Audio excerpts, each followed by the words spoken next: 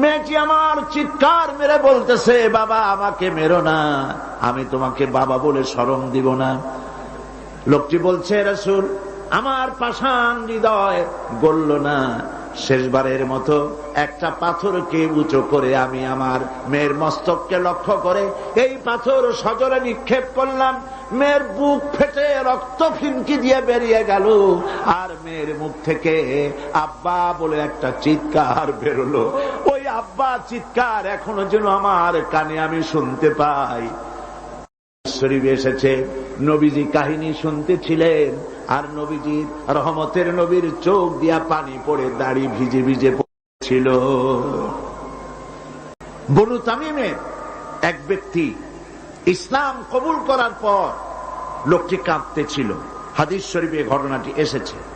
নবী করিম সাল্লাল্লাহু আলাইহি ওয়াসাল্লাম তাকে প্রশ্ন করলেন, তুমি কাঁদছো কেন? লোকটি বলছে, হে নবী, আমি তো মুসলমান হলাম, কিন্তু আমার গুনাহ কি মাফ হয়েছে? আল্লাহর নবী বলেন, তুমি যখন পড়েছো লা ইলাহা ইল্লাল্লাহু মুহাম্মাদুর রাসূলুল্লাহ, এই কালেমা পড়ার সঙ্গে সঙ্গে তোমার জীবনের সকল গুনাহ রাশি আল্লাহ রাব্বুল আলামিন মাফ করে দিয়েছেন। কিন্তু লোকটি কান্না থামছে না। নবীজি প্রশ্ন করলেন, গুনাহ তো মাফ হয়েছে, আমি তোমারে গ্যারান্টি দিলাম, এরপরও কাঁদো কেন? সে বলছে, হে রাসূল, আমি এমন গুনাহ করেছি যা সর্বক্ষণ আমাকে পীড়া দেয়। কি গুনাহ করেছো? সে বলল যে আমি, আমার স্ত্রী গর্ভবতী ছিল, গর্ভাবস্থায় তাকে রেখে আমি ব্যবসা করতে গিয়েছিলাম। ফিরে যখন এসেছি অনেকদিন পর স্ত্রী খবর দিল তার এক মরা সন্তান হয়েছে। আমি ভুলে গেলাম বিষয়। বেশ কয়েক বছর পর আমার ঘরে একটি ফুটফুটে সুন্দরী ছোট্ট একটি মেয়ে দৌড়দৌড়ি করতে দেখলাম। আমার খুব আগ্রহ হলো মেয়েটাকে দেখতে। আমি প্রশ্ন করলাম বউকে, এ মেয়েটি কার? বউ কাছে এসে বলল, এ মেয়েটি তোমারই। সেদিন আমি মিছে কথা বলেছিলাম, মেয়ে হয়েছে এটা যদি তুমি শুনতে পারো তো মেরে ফেলে দেবে, সেই ভয়তে আমি বলি নাই। আমি আমার দূর সম্পর্কীয় আত্মীয়র বাড়িতে তাকে প্রতিপালনের ব্যবস্থা করেছি, আর তারপরে একটু বড় হয়েছে পরে নিয়ে আসছি। এখন হয়তো তুমি তাকে দেখে আর মারতে পারবে না, সেই ভরসা করে এনেছি। হে রাসূল, আমি মেয়েটিকে আদর করলাম, স্নেহ করলাম, মমতা করলাম।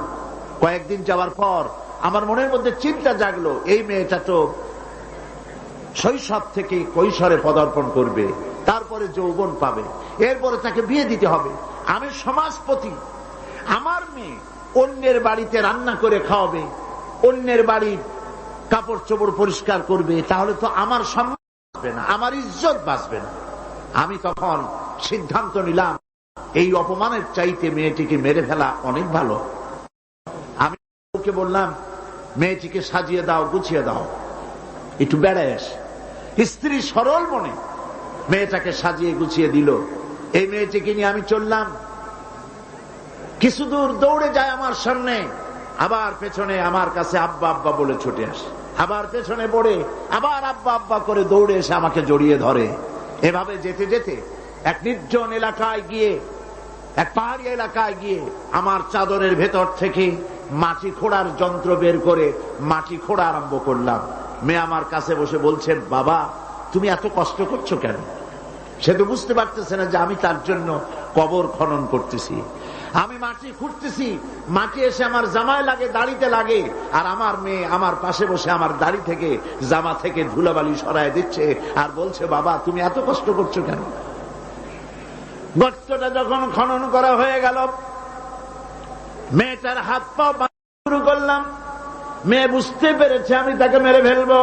মেয়ে তখন বলছে, বাবা আমাকে মেরো না, আমি তোমাকে বাবা ডেকে তোমাকে সমাজে নিন্দনীয় করবো না, আমাকে মেরো না। আমি তার কোনো কথা শুনলাম না। হাত পাও বেঁধে সজোরে কুয়ার ভিতরে, গর্তের ভিতরে নিক্ষেপ করলাম। মেয়েটি আমার চিৎকার মেরে বলতেছে, বাবা আমাকে মেরো না, আমি তোমাকে বাবা বলে শরম দিব না। লোকটি বলছে, রাসূল আমার পাষাণ হৃদয় গলল না, শেষবারের মতো একটা পাথরকে উঁচু করে আমি আমার মেয়ের মস্তককে লক্ষ্য করে এই পাথর সজোরে নিক্ষেপ করলাম। মেয়ের বুক ফেটে রক্ত ফিনকি দিয়ে বেরিয়ে গেল, আর মেয়ের মুখ থেকে আব্বা বলে একটা চিৎকার বেরোলো। ওই আব্বা চিৎকার এখনো যেন আমার কানে আমি শুনতে পাই। শরীফে এসেছে নবীজি কাহিনী শুনতেছিলেন, আর নবীজির রহমতের নবীর চোখ দিয়া পানি পড়ে দাড়ি ভিজে ভিজে পড়ছিল।